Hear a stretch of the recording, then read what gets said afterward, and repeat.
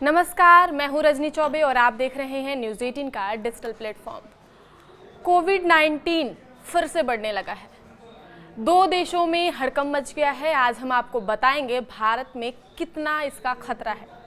Corona महामारी के काल को कोई भूल नहीं सकता। इसके 5 साल बाद दुनिया भर में कोविड-19 के मामले फिर से बढ़ रहे हैं, खासकर हांगकांग और सिंगापुर में मामलों की संख्या जो है वो 28% बढ़ गई है, जबकि हांगकांग में सिर्फ एक हफ्ते में 31 गंभीर मामले दर्ज किए गए हैं।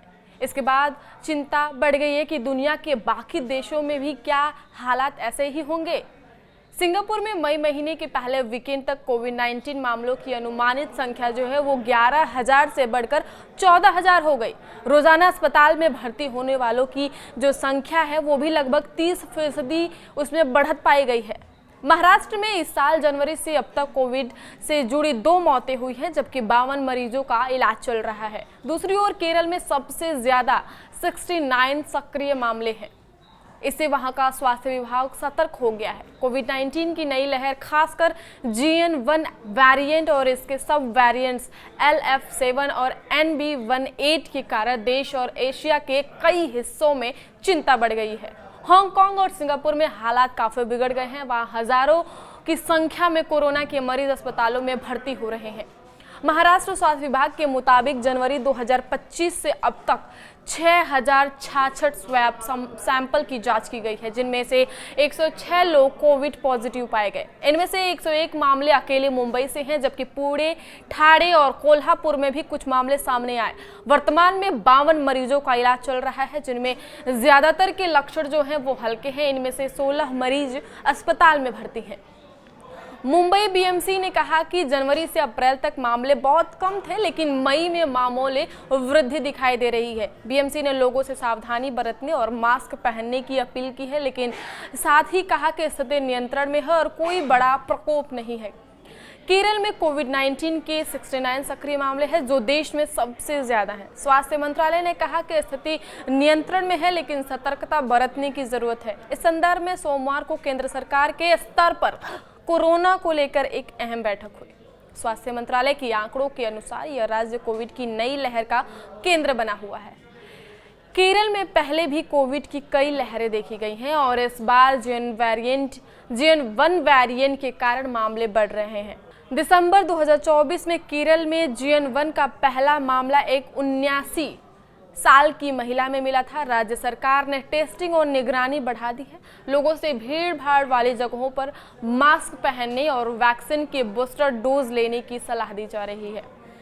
केरल में कोविड की शुरुआत जो है 30 जनवरी 2020 को हुई थी, जबकि देश का पहला मामला त्रिशूर में दर्ज हुआ था। भारत में 19 मई 2025 तक कुल 257 सक्रिय कोविड मामले थे। केरल में 69, महाराष्ट्र में 52 और तमिलनाडु में 34 ये सबसे ज़्यादा मामले हैं, जबकि कर्नाटक में 8, गुजरात में 6 और दिल्ली में 3, हरियाणा, राजस्थान और सिक्किम में भी कुछ मामले हैं। वैश्विक स्तर पर सिंगापुर और हांगकांग में JN.1 और LF7 वेरिएंट के कारण मामले बढ़ रहे हैं। सिंगापुर और हांगकांग में तो हालात इतना बिगड़ गया है कि हांगकांग में बीते एक सप्ताह में 30 से अधिक लोगों की मौत हो गई है। इसी तरह सिंगापुर में भी बड़ी संख्या में लोग कोरोना से संक्रमित हुए हैं। इस बीच भारत में संक्रमण की जो रफ्तार अचानक से काफी तेज हो गई है। इस बीच एक दिन पहले मुंबई के KEM अस्पताल में 2 लोगों की मौत ने हड़कंप मचा दिया। ये दोनों मरीज पहले से गंभीर बीमारियों से जूझ रहे थे। एक 14 साल की लड़की जो किडनी की बीमारी से बीमार थी और दूसरी 54 साल की महिला कैंसर पीड़ित थी, लेकिन दोनों कोरोना संक्रमित भी थे। मंगलवार तक केवल मुंबई में कोरोना से 53 लोगों के संक्रमित होने की रिपोर्ट है। जान लेते हैं कि JN.1 वेरिएंट का कितना खतरा है। इस नई लहर के पीछे ओमिक्रॉन का सब वेरिएंट JN.1 और इसके सब वेरिएंट LF7 और NB18 को जिम्मेदार माना जा रहा है। विश्व स्वास्थ्य संगठन WHO ने JN.1 को वेरिएंट ऑफ इंटरेस्ट घोषित किया है, क्योंकि यह तेजी से फैलता है और वैक्सीन या पुरानी इम्यूनिटी को कुछ हद तक चकमा दे सकता है। विशेषज्ञों का कहना है कि वैक्सीन से मिली इम्यूनिटी कमजोर पड़ रही है, जिससे यह वेरिएंट ज्यादा संक्रामक हो गया है। भारत के पड़ोसी देशों में भी कोरोना की लहर ने चिंता बढ़ा दी है। थाईलैंड और चीन में भी अलर्ट जारी किया गया है। भारत में भी कमजोर इम्यूनिटी के कारण मामले बढ़ने की आशंका है। JN.1 के लक्षण पुराने कोविड वेरिएंट जैसे ही हैं। बुखार, खांसी, गले में खराश, नाक बहना, थकान, सर दर्द और स्वाद या गंध का नुकसान। कुछ मरीजों को ज़्यादा थकान की शिकायत है।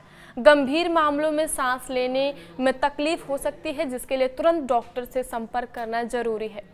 स्वास्थ्य मंत्रालय, एक बार मैं फिर आपको आगाह किए देती हूँ कि स्वास्थ्य मंत्रालय ने अस्पतालों को फ्लू जैसे लक्षणों और सांस की गंभीर बीमारियों की निगरानी बढ़ाने के निर्देश दिए हैं। स्वास्थ्य मंत्रालय ने सोमवार को एक हाई लेवल मीटिंग की, जिसमें राष्ट्रीय रोग नियंत्रण केंद्र NCDC और भारतीय चिकित्सा अनुसंधान परिषद ICMR के विशेषज्ञ शामिल थे। अधिकारियों का कहना है कि भारत में स्थिति नियंत्रण में है और ज़्यादातर जो मामले हैं वो अभी हल्के हैं। फिर भी लोगों से मास्क पहनने, बार बार हाथ धोने और भीड़ भाड़ वाली जगहों से बचने की अपील की गई है।